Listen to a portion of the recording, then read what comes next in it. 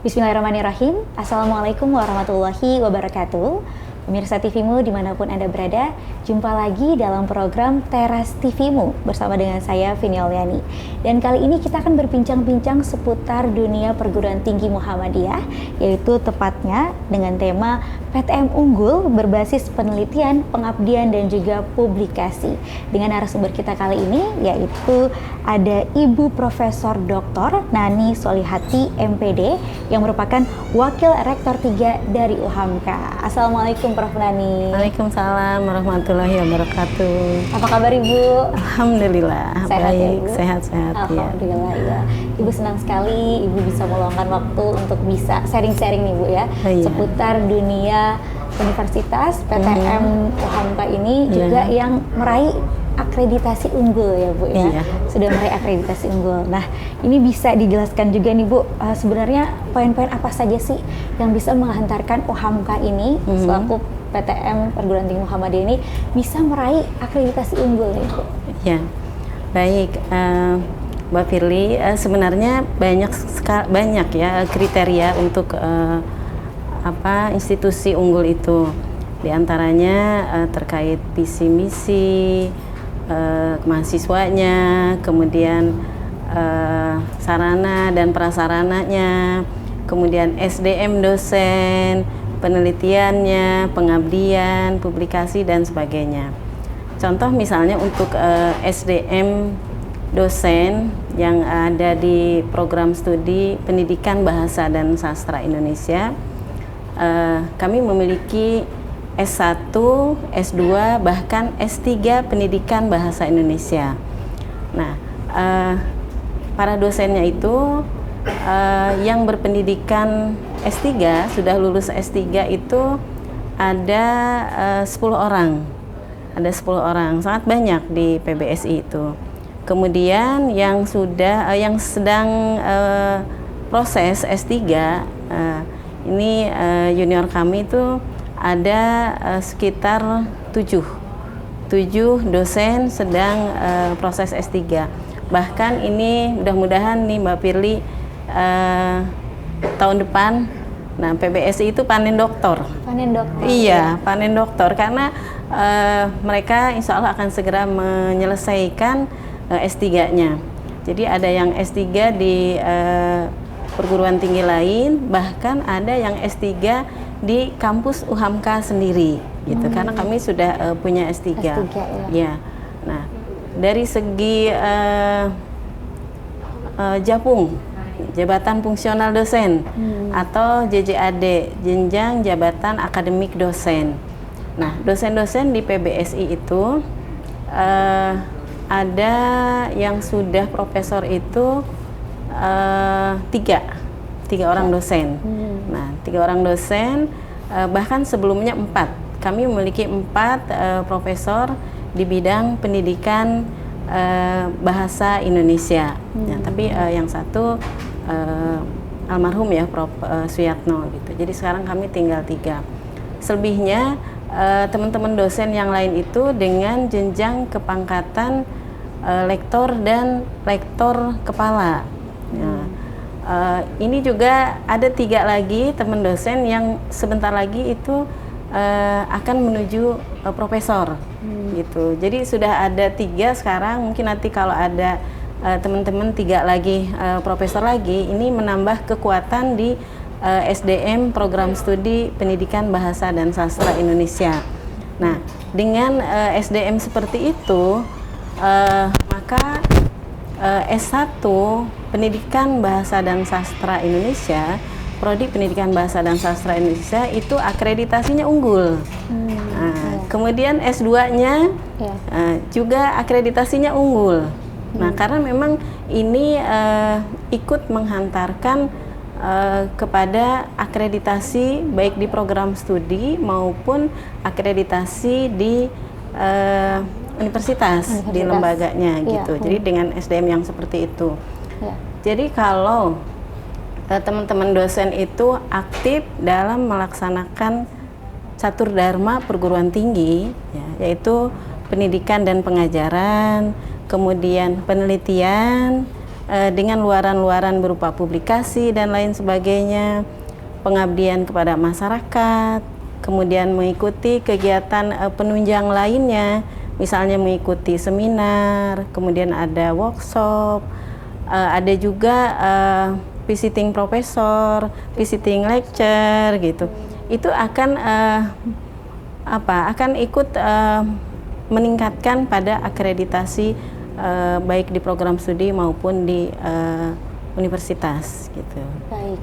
Jadi itu tadi ada beberapa poin penting untuk bisa sebuah universitas itu mencapai akreditasi unggul, dan salah satunya adalah kualitas dari dosen itu sendiri, ya Ibu. Betul, iya. Dimana tadi ternyata di Fakultas Bahasa dan Sastra Indonesia ini ada banyak dosen doktor, dan juga akan bertambah profesor. Iya, amin, amin. Iya, amin ya rabbal alamin. Menaikkan kualitasnya gitu. Nah, sebenarnya seberapa besar sih urgensi dari dosen-dosen itu ketika juga melakukan tadi ada riset ya Bu ya, penelitian dan juga pengabdian masyarakat untuk bisa menghantarkan ini sebuah universitas meraih akreditasi unggul?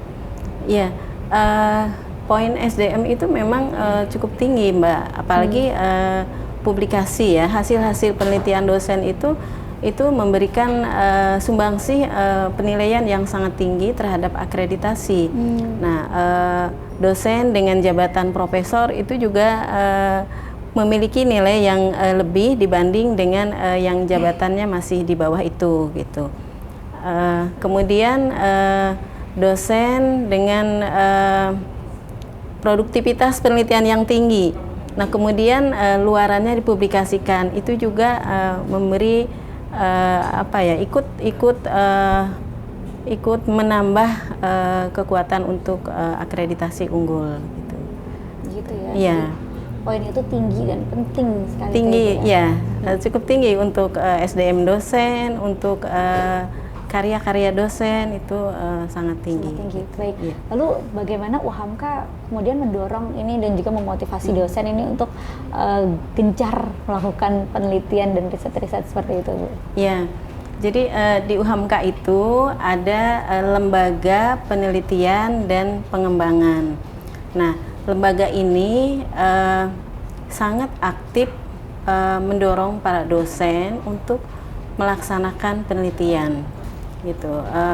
Lembaga ini juga memberikan berbagai workshop atau pelatihan terkait dengan penulisan proposal, ya, baik proposal untuk hibah internal maupun proposal untuk hibah eksternal gitu. Nah, ini akan menjadi motivasi tersendiri tentunya dengan adanya hibah internal, ini pendanaannya dari UHAMKA gitu. Kan itu satu motivasi ya untuk dosen meneliti juga mendapatkan apresiasi gitu. Ya, dengan pendanaan dari internal. Begitu juga eksternal, kami semua diharapkan aktif berpartisipasi mengikuti hibah eksternal yang didanai oleh pemerintah maupun oleh CSR gitu. Jadi banyak hal ya. Sebenarnya penelitian mandiri juga itu sebaiknya dilakukan oleh teman-teman dosen gitu. Tidak hanya dengan penelitian yang internal, penelitian eksternal, penelitian mandiri itu bisa dilakukan juga karena penelitian itu kan ibaratnya ada ini untuk diri sendiri aja manfaatnya luar biasa gitu. Jadi kita bisa mengurus kenaikan jabatan fungsional karena karya-karya penelitian, pengabdian dan publikasinya ada gitu. Jadi tidak hanya untuk universitas, tidak hanya untuk program studi, tapi untuk karir dosen itu sendiri gitu. Iya. Jadi itu yang sebenarnya mungkin dosen-dosen tidak perlu khawatir gitu ya. Justru dengan produktivitas yang tinggi, maka dosen itu karirnya akan terus berkembang dan gitu. dapat keuntungan langsung nih buat dirinya sendiri. Iya. Apalagi ternyata UHAMKA sangat mendukung sekali. Tadi ada hibah internal gitu ya, dan juga ada hibah eksternal gitu ya. Mungkin juga diberi informasi ya Bu terkait hal ini ya. Iya, betul. Baik, Bu Nani, kita akan lanjutkan kembali, namun kita jeda terlebih dahulu ya Bu ya. Dan pemirsa jangan kemana-mana, tetap bersama kami dalam Teras TV-mu, kita akan kembali sesaat lagi. Pemirsa, kembali lagi dalam Teras TV-mu, kita berbincang-bincang mengenai PTM unggul berbasis penelitian dan juga pengabdian serta publikasi bersama dengan Ibu Nani. Kita lanjutkan kembali ya Bu Nani ya. Tadi Ibu menjelaskan nih betapa UHAMKA sangat mensupport sekali nih untuk para dosennya melakukan banyak penelitian begitu ya Bu ya, dari hibah internal tadi salah satunya, yang mana ini tentunya penelitian yang dilakukan dosen-dosen ini sangat mendukung untuk UHAMKA bisa meraih akreditasi unggul begitu. Lalu kemudian seperti apa sih Bu kriteria penelitian yang dilakukan di UHAMKA ini, yang dilakukan oleh para dosen di UHAMKA? Apakah ada persyaratannya, penelitiannya harus ini, harus mencakup berapa aspek gitu misalnya? Ya, baik Mbak. Jadi UHAMKA itu di dalam Renstra itu ada target kinerja penelitian. Nah, misalnya untuk tahun 2022, 2023 itu ada 504 proposal penelitian. Iya. Dari dosen itu? Dari dosen gitu. Nah, dari target tersebut kemudian di breakdown ke masing-masing fakultas ke masing-masing program studi gitu. Nah, jadi dosen menyusun proposalnya.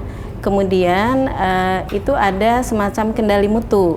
Jadi ada kendali mutu dari program studi dan fakultas atau sekolah pasca sarjana. Masing-masing dosen itu harus mempresentasikan proposalnya Mbak. Jadi proposal terbaiklah itu yang bisa disubmit. Artinya proposal itu sudah diberi masukan. Nanti kalau sudah lebih bagus lagi, maka diberikan rekomendasi kendali mutu dari fakultasnya. Nah, setelah itu mereka baru bisa submit ke sistem. Nah, UHAMKA kan sudah memiliki sistem namanya SIMAKIP ya. SIMAKIP untuk penelitian maupun untuk pengabdian masyarakat. Jadi dosen bisa memasukkan proposalnya ke dalam sistem. Nanti lembaga penelitian itu akan mengadakan proses review terkait proposal yang masuk gitu. Nah, proposal itu harusnya itu sesuai dengan roadmap penelitian dari dosen itu sendiri. Ya, jadi dosen memiliki roadmap penelitian, kemudian program studi juga memiliki roadmap, fakultas juga sama gitu. Nah, roadmap yang dibuat oleh dosen itu tentunya juga harus ada relevansinya dengan mata kuliah yang diampu oleh dosen tersebut gitu. Ya, jadi ada mata kuliahnya, ada roadmapnya, kemudian dosen meneliti. Nah, nanti lembaga penelitian itu akan mengadakan proses review dengan reviewer internal gitu.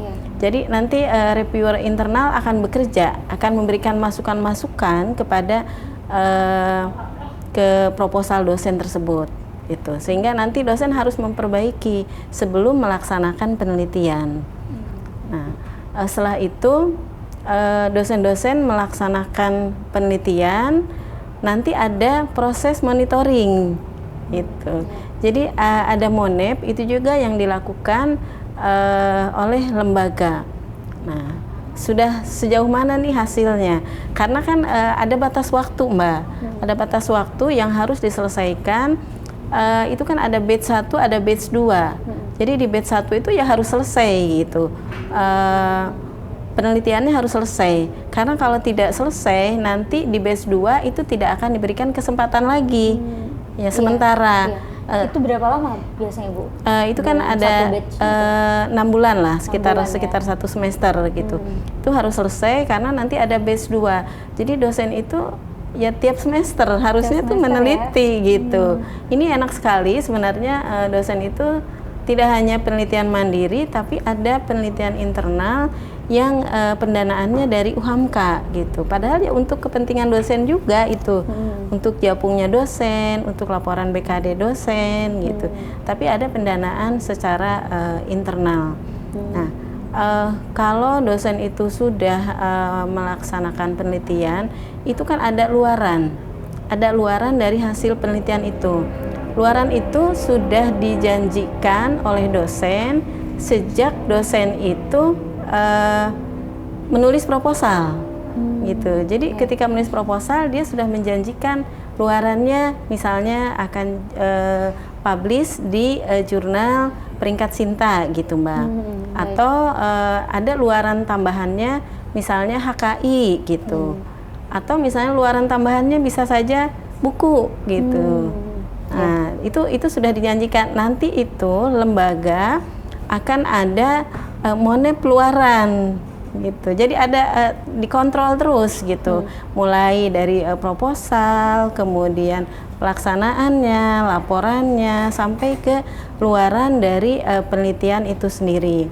Nah, jadi ada luaran wajib, ada juga luaran tambahan. Luaran tambahan gitu. Ada beberapa luaran yang harus diselesaikan oleh dosen setelah melaksanakan penelitian. Kan penelitiannya itu tim, Mbak. Iya, jadi tidak hanya sendiri. Penelitian. Biasanya berapa orang tuh Bu timnya, Bu? Minimal 2 orang. Berarti bisa 2 dosen? Bisa 2 dosen, bisa 3 dosen. Bisa 3 dosen. Ya, nah ini kemudian lanjutan dari penelitian yang dilakukan dosen tersebut, ini apa nih Bu? Apakah nanti dituangkan ke dalam jurnal, jurnal internasional ataupun jurnal nasional, ataupun menjadi sebuah buku atau referensi gitu, atau bagaimana? Iya, betul. Jadi ketika dosen itu selesai meneliti, maka itu harus ada luarannya. Luarannya seperti yang sudah dijanjikan. Kalau yang menjanjikannya misalnya di Sinta 3 gitu, di peringkat Sinta 3, maka dosen itu juga harus menyelesaikan janjinya gitu. Artinya janji laporan gitu di Sinta peringkat 3. Nah, kemudian luaran lainnya juga dipenuhi. Nah, selain itu, ketika dosen itu selesai meneliti, itu juga kan ada hilirisasinya ke pengabdian masyarakat gitu. Nah, jadi pengabdian masyarakat itu Mbak, misalnya nih dosen ilmu gizi ya, dosen gizi, maka dia harus meneliti ya terkait dengan keilmuannya sesuai dengan roadmap-nya itu. Linear gitu. Jadi Bu ya. Iya Sinkron, betul, ya. Iya betul. Nah, misalnya meneliti tentang stunting gitu. Dosen gizi meneliti tentang stunting, kemudian dari hasil penelitiannya itu dia harus aplikasikan tuh ke dalam pengabdian masyarakat. Nah, kalau misalnya di dalam penelitiannya itu ditemukan ada stunting di daerah tertentu, maka sebagai bukti empati dari dosen itu terhadap masalah-masalah sosial yang ada di masyarakat, juga kesehatan masyarakat gitu, maka dosen itu melaksanakan kegiatan pengabdian masyarakat, misalnya pelatihan pencegahan stunting gitu. Baik. Jadi ini yang untuk pengabdian masyarakat langsung dirasakan ya Bu ya? Betul. Contoh kasusnya Bu ya, dan berkontribusi nyata ke masyarakat gitu. Itu untuk pengabdian masyarakat. Lalu untuk yang misalnya sifatnya riset penelitian terhadap permasalahan ataupun juga untuk penelitian yang kemudian dikembangkan menjadi buku, ini seperti apa nih? Tapi simpen dulu nih Bu jawabannya Bu ya, biar makin penasaran juga pemirsanya. Dan pemirsa, kita akan lanjutkan kembali, tapi kita simak dulu nih yang mau lewat berikut ini. Pemirsa, kembali lagi dalam Teras TV-mu, masih bersama dengan Ibu Nani, Wakil Rektor 3 UHAMKA. Ini membahas tentang PTM unggul berbasis penelitian dan juga pengabdian serta publikasi, di mana UHAMKA saat ini juga telah terakreditasi unggul ya Bu ya. Iya. Ya, nah kita lanjut kembali nih Bu, membahas tentang penelitian-penelitian yang dilakukan oleh para dosen UHAMKA, di mana muaranya ini penelitiannya ada yang ke pengabdian masyarakat. Nah, nanti mungkin juga bagaimana ketika penelitian dosen ini nih ingin kemudian dibuatkan buku seperti buku ajar para mahasiswa ataupun referensi gitu. Ini seperti apa? Dan yang tadi Ibu kan sudah menjelaskan juga tentang pengabdian ya Bu ya, penelitian yang ke pengabdian. Kalau untuk penelitian yang misalnya berangkat dari permasalahan gitu, adakah contoh kasusnya gitu yang membedakan dari pengabdian itu tadi? Iya, jadi untuk penelitian itu kan luarannya selain ke jurnal, bisa juga dalam bentuk buku ajar. Ya. Jadi buku ajar yang nantinya bisa dimanfaatkan oleh para mahasiswa atau juga mungkin oleh siswa, tergantung pada penelitian itu di mana gitu. Nah, ini untuk buku ajar juga itu ada semacam pelatihan yang diberikan oleh lembaga penelitian, bagaimana cara menulis buku ajar yang baik gitu, sehingga nanti para dosen juga itu akan membuat buku ajar sesuai dengan luaran dari hasil penelitian itu. Berarti kan ada temuan-temuan keilmuan gitu. Ada temuan keilmuan yang nantinya dituliskan di dalam bentuk buku ajar gitu. Jadi buku ajar biasanya sih dosen itu untuk luaran tambahan. Jadi luaran utamanya itu ke jurnal. Ke jurnal ya. Ke jurnal, iya ke jurnal. Nah, kemudian kalau di pengabdian kan UHAMKA memang mendorong dosen untuk melaksanakan pengabdian. Antara penelitian dan pengabdian itu ini Mbak. Jadi kalau penelitiannya tadi tentang stunting, maka pengabdiannya juga tentang stunting. Itu yang diharapkan gitu. Jadi jangan penelitiannya tentang pembelajaran menulis misalnya, tetapi pengabdiannya tentang misalnya sastra gitu. Kan juga walaupun sama-sama bahasa, tapi kan kurang relevansinya gitu antara yang diteliti dengan yang diabdikan kepada masyarakat. Jadi gitu. turunannya harus nyambung seperti itu biar relevan itu tadi ya, sehingga langsung bisa diimplementasikan secara nyata itu ya, muara dari penelitiannya ke pengabdian masyarakat itu tadi. Betul seperti itu Mbak. Ya. Gitu. Baik. Kalau untuk penelitian itu kan tadi ada muatan luaran utama sama luaran tambahan ya. Luaran utamanya itu kan jurnal. Betul. Untuk dosen ini jurnal itu minimal Sinta berapa Bu?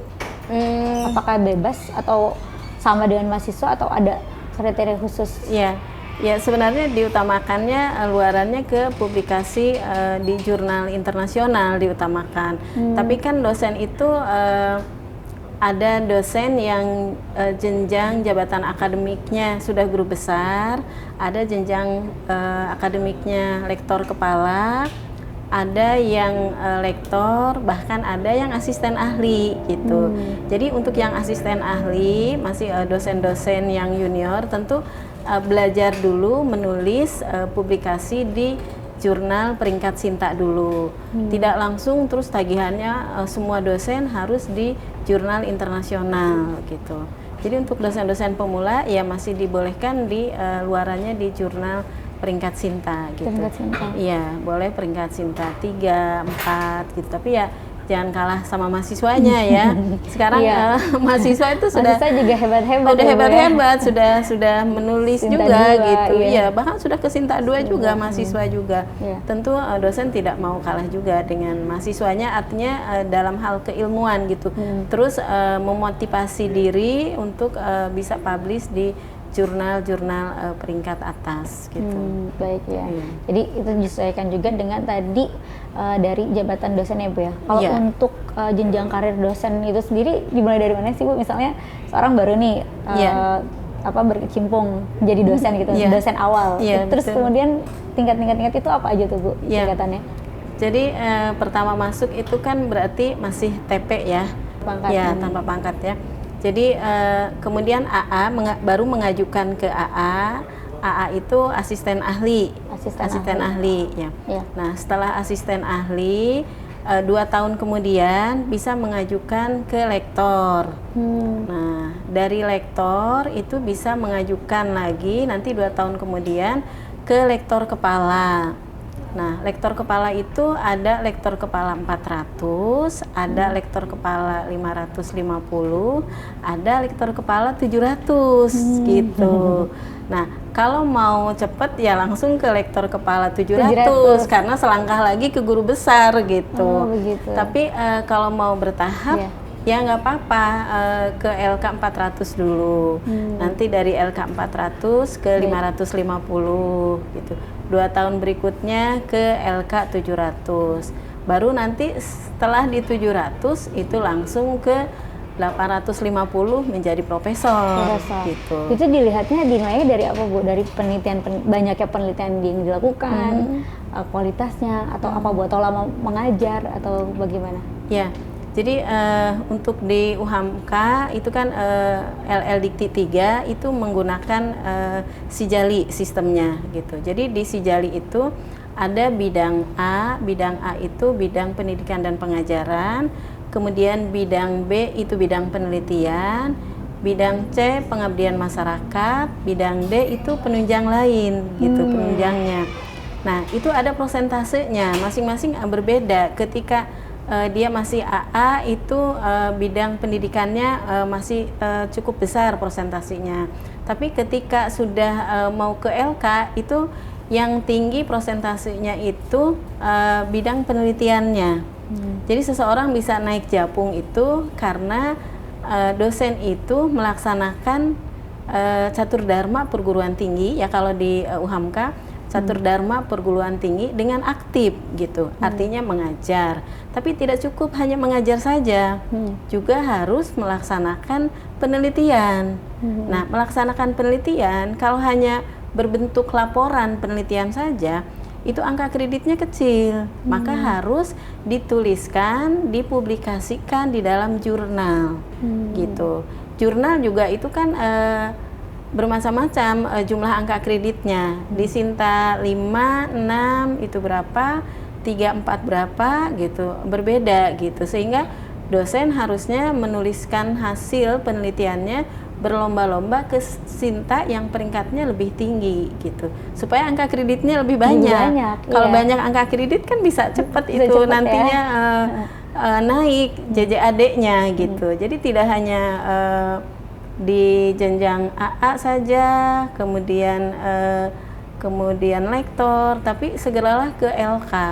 Gitu. Karena LK itu akan LK apalagi ke profesor ya, itu akan menjadi kebanggaan buat dosennya sendiri ya, kemudian kebanggaan buat prodi, dan akan menyumbang sangat besar ya pengaruhnya terhadap akreditasi gitu, untuk di program studi maupun di universitas gitu. Jadi ternyata jadi dosen itu harus aktif ya. Selain aktif mengajar, juga aktif melakukan banyak penelitian-penelitian, dan tidak hanya sekedar penelitian sampai laporan aja, kemudian harus lanjut ke jurnal, lanjut ke pengabdian masyarakat lagi gitu. Jadi memang nggak bisa, berarti nggak bisa Ibu, kita jadi dosen misalnya tahun 2022 sudah melakukan penelitian, berarti tahun 2023 ya udah nih istirahat dulu, fokus ngajar dulu. Ini nggak bisa Ibu, harus lanjut nggak bisa penelitian lagi yang lain ya Bu. Kalau mau karirnya terus berkembang, ya terus harus berkarya gitu. Tidak hanya cukup dengan ngajar, tapi juga harus meneliti, mengabdi, dan mengikuti kegiatan-kegiatan lainnya, karena itu sangat dibutuhkan sebenarnya untuk karir dosen gitu. Makanya saya dulu ya belum seperti sekarang nih, penelitian itu begitu marak ya, publikasi juga. Saya ya menulis sendiri, meneliti sendiri. Jadi itu kalau sekarang istilahnya penelitian mandiri gitu. Ya artinya ada keinginan dari motivasi internal sendiri untuk bisa segera mengurus jenjang jabatan akademik ke yang lebih tinggi lagi. Baik. Gitu. Ya, lalu bagaimana nih upaya UHAMKA untuk bisa mendukung ataupun memotivasi dosen biar terus semangat, termotivasi untuk aktif melakukan penelitian, kemudian juga pengabdian masyarakat. Apa nih? Tapi simpan dulu ya Bu jawabannya. Kita akan lanjut lagi setelah yang satu ini. Pemirsa jangan kemana-mana, tetap bersama kami. Kita lihat dulu yang lewat berikut ini.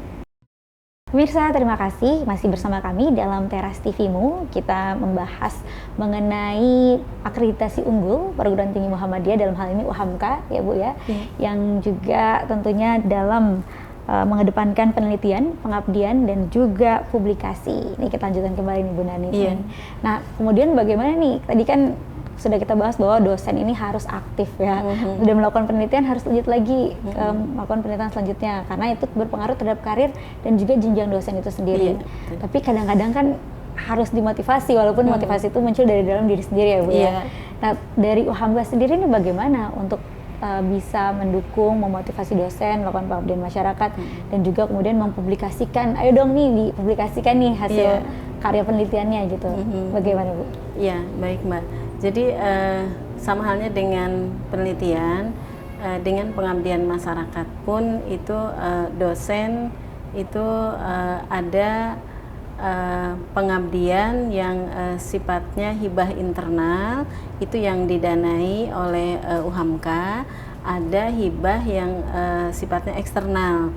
Nah, dosen itu insya Allah akan termotivasi ya dengan pendanaan yang ada di UHAMKA sendiri gitu untuk melaksanakan pengabdian kepada masyarakat gitu.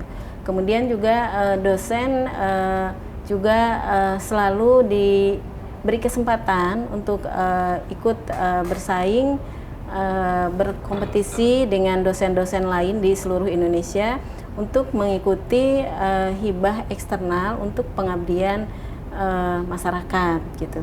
Itu dengan pendanaan yang tentunya lebih besar dari pendanaan yang ada di UHAMKA sendiri gitu. Nah, untuk mendapatkan hibah-hibah seperti itu, maka LPPM, Lembaga Pengabdian dan Pemberdayaan Masyarakat UHAMKA, itu aktif memberikan pelatihan dalam menulis proposal gitu, proposal untuk pengabdian kepada masyarakat gitu. Kemudian ada juga pendampingannya agar proposal-proposal itu juga bisa lebih baik lagi lah gitu. Artinya bisa dapat dalam hibah internal maupun eksternal gitu. Nah, ini tentu suatu upaya dari UHAMKA melalui LPPM dalam rangka mendorong para dosennya melaksanakan pengabdian kepada masyarakat. Ya. Gitu. Dan ada pembimbingan juga, ini dibimbing oleh dosen senior ya Bu? Iya, ada dari eksternal? Ada mentor-mentor, kemudian ada juga kami meminta narasumber dari reviewer eksternal biasanya juga gitu. Baik. Ya, ini kan itu tadi supportnya berupa hibah ya. Ini kan per penelitian ya. Betul. Yang kemudian itu bisa meningkat ke jenjang karir dosen itu sendiri. Nah, dari situ adakah keuntungan yang langsung misalnya berdampak untuk dosen itu sendiri, misalnya ketika naik jabatan berpengaruh juga terhadap tunjangannya dan sebagainya? Oh iya, sangat berpengaruh ya, sangat berdampak. Artinya ketika dosen itu naik jenjang jabatan akademiknya, itu kan secara otomatis juga dosen itu akan mendapat tunjangan sesuai dengan jenjang jabatan akademik terbarunya gitu. Jadi ketika meningkat dari lektor ke LK juga sama, akan dapat tunjangan lektor kepalanya. Kemudian dosen itu juga kan sudah disertifikasi misalnya, sertifikasi dosennya juga tentu itu akan meningkat juga. Jadi UHAMKA itu juga memberi penghargaan yang kalau menurut saya sih sangat bagus ya, sangat tinggi gitu ya, untuk dosen-dosen yang naik jenjang jabatan akademiknya, misalnya ke LK, ke guru besar. Itu harusnya dosen-dosen itu begitu bersemangat, berlomba-lomba ingin naik jabatan fungsionalnya, jenjang jabatan akademiknya, karena ada sesuatu yang ya bentuk apresiasi lah dari UHAMKA kepada para dosennya gitu. Baik, Ya. jadi yuk nih para dosen Ya. rajin ya, Oh, semangat rajin mengajar dan juga banyak melakukan penelitian serta Betul. pengabdian masyarakat karena Betul. keuntungannya banyak sekali, support secara Ya. materi, juga non materi tadi itu yang bisa kemudian meningkatkan karir dan juga langsung terasa gitu ya dosennya Bu ya, keuntungan tersebut. Baik, nah tadi ini juga Bu Nani menjelaskan bahwa penelitian-penelitian ini dari para dosen ini juga melibatkan mahasiswa. Betul. Nah ini seperti apa nih Bu? Apakah dalam tugas akhir mahasiswa kemudian harus membuat jurnal bareng dengan dosen ataupun dalam setiap tugas-tugas memang harus membuat jurnal seperti apa Bu? Skemanya? Jadi di dalam penelitian tadi saya sampaikan bahwa dosen itu harus melibatkan mahasiswa, minimal ada 2 lah minimal, lebih banyak lebih baik lagi. Nah ini akan memberikan pembelajaran yang bermakna buat mahasiswa itu sendiri gitu. Ketika mahasiswa itu dilibatkan di dalam kegiatan penelitian, kegiatan pengabdian masyarakat gitu. Jadi mahasiswa akan membantu dosennya misalnya dalam membuat instrumen gitu. Atau dalam membuat proposal, dari mulai proposal ikut serta gitu, mengambil data penelitian. Nah bisa juga nanti membantu ketika mau mempublikasikan artikelnya ke jurnal. Nah ini akan menjadi pengalaman yang luar biasa buat mahasiswa, sehingga nanti kalau mahasiswa itu akan menyelesaikan tugas akhirnya skripsi itu kan ada yang pilihan, ada menulis skripsi, ada yang publikasi artikel di jurnal. Nah, bagi yang akan mempublikasikan artikelnya di jurnal, tentu dia sudah punya pengalaman, gitu. Pengalaman yang tadi ikut dalam tim membantu dosen, gitu. Sehingga ketika dia ada 2 pilihan, mungkin akan lebih saya sudah ke artikel saja, gitu, karena sudah pernah, gitu, sudah pernah menulis artikel, ya. Sehingga tidak menulis skripsi lagi. Nah, itu tentunya ini pengalaman yang sangat berarti buat mahasiswa. Ya, nah Ibu untuk penelitian-penelitian ini yang tentunya diharapkan banyak dilakukan dan juga aktif ya, terus diperbaharui oleh para dosen. Adakah tantangan-tantangan gitu Bu atau hambatan biasanya yang ditemui dalam dosen itu membuat suatu penelitian atau karya?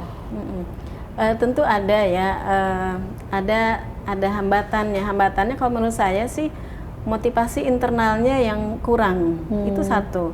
Sebab kalau sudah motivasi internalnya kuat, apapun juga akan dipelajari, ya, akan dicari hal-hal yang kita tidak tahu, kita akan mencari tahu gimana caranya gitu. Misalnya untuk judul saja bingung gitu, mungkin dengan diskusi dengan sesama dosen gitu, dengan teman-temannya itu akan memberikan inspirasi terhadap tema dari penelitian itu sendiri. Nah, kemudian misalnya ya ini untuk peneliti pemula ya yang baru menjadi dosen gitu. Ini gimana ya cara mencari teori-teori yang relevan dengan judul ini? Kan sekarang banyak cara. Sebenarnya ya bisa diskusi dengan teman-teman dosen juga, bisa mencari sendiri gitu. Misalnya penulisannya menggunakan apa nih? Oh ini menggunakan Mendeley. Gimana caranya gitu? Itu bisa dicari tahu gitu. Yang penting motivasi internal dari dirinya sendiri. Kalau waktu kan mungkin semua orang juga punya alasan. Aduh saya sibuk gitu ya. Tapi adakah keinginan dari dosen itu untuk meneliti, untuk mengabdi? Karena itu bagian dari catur dharma perguruan tinggi gitu. Kalau sudah ada motivasi internal, nah nanti ada sedikit saja dorongan-dorongan dari teman-temannya, dari LPPM, dari Lemlit gitu, itu akan begitu termotivasi dengan cepat untuk ada keinginan meneliti gitu. Baik, jadi yang utama juga adalah motivasi internal ya. Iya, kalau jadi, yang saya rasakan seperti itu, motivasi internalnya dulu. Iya, sudah gitu. disupport tadi dengan dana hibah internal, juga tunjangan. Jika ada kenaikan jabatan dosen ya Bu ya. Betul. Ya ini yang langsung terasa nih. Yang terasa oleh dosen ya. gitu. Jadi sebenarnya ada alasan lagi nih untuk tidak termotivasi ya, harus semangat ya Bu ya. Iya. Baik. Harus semangat. Ibu Nani mungkin ada pesan-pesan yang ingin disampaikan juga untuk dosen-dosen dari perguruan tinggi UHAMKA khususnya ataupun juga perguruan tinggi Muhammadiyah Aisyah agar apa nih yang bisa dilakukan untuk meningkatkan akreditasi, khususnya bisa meraih akreditasi unggul nih untuk universitas dan kampus tempatnya mengabdi. Iya, baik. Ya untuk teman-teman dosen yang ada di UHAMKA maupun di luar UHAMKA, mari budayakan meneliti ya. Mari budayakan untuk melaksanakan publikasi, membudayakan pengabdian kepada masyarakat. Karena kalau sudah menjadi budaya, ini tidak akan menjadi beban, gitu. Tapi kalau misalnya ini jadi tugas nih tiap semester gitu, akan beban tersendiri. Wah ini udah semester baru, udah harus penelitian lagi gitu. Tapi kalau itu sudah ada di budaya kita sebagai dosen, semester depan malah kita asik menyambut semester depan akan ada penelitian lagi gitu, akan ada pengabdian lagi gitu. Jadi menjadikan sesuatu hal yang menyenangkan kalau menurut saya gitu. Jangan lupa penelitian itu juga coba berkolaborasi ya, berkolaborasi dengan sesama dosen, baik di universitas sendiri maupun dengan perguruan tinggi lain, dengan PTMA gitu. Tidak hanya dalam hal penelitian, tetapi untuk publikasi juga itu mari kita berkolaborasi bersama-sama gitu, bersama-sama meneliti, mengabdi dan melaksanakan publikasi, baik publikasi nasional maupun internasional. Tentunya itu semua kita harus melibatkan mahasiswa juga, adik-adik mahasiswa kita libatkan gitu, sehingga sekali merengkuh dayung beberapa pulau terlampaui gitu ya. Kita meneliti, mengabdi, mempublikasikan. Nah, nanti ketika kita mau mengurus jenjang jabatan akademik kan ada semua, sudah ada selain pengajaran ya, ada juga gitu. Sudah ada, sudah siap, sudah ready gitu.